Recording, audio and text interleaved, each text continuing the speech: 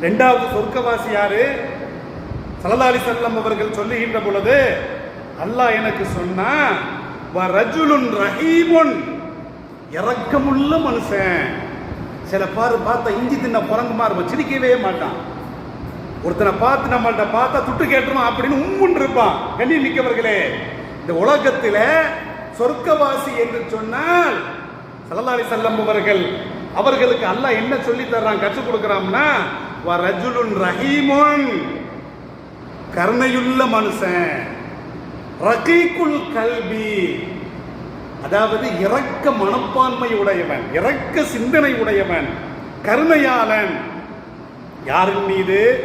லிகுல்லி லீ குர்பா வ முஸ்லிமீன், உறவினர்களிடத்திலும் நல்ல மனப்பான்மையாக இரக்க சிந்தனையோடு மென்மையான உள்ளத்தோடு உறவுகளோடு இருக்கிறானே, பிற முஸ்லிம்களோடு நடக்கிறானே, இவன் சொர்க்கவாசி என்று அல்லாஹ் எனக்கு கற்றுக் கொடுத்தான்.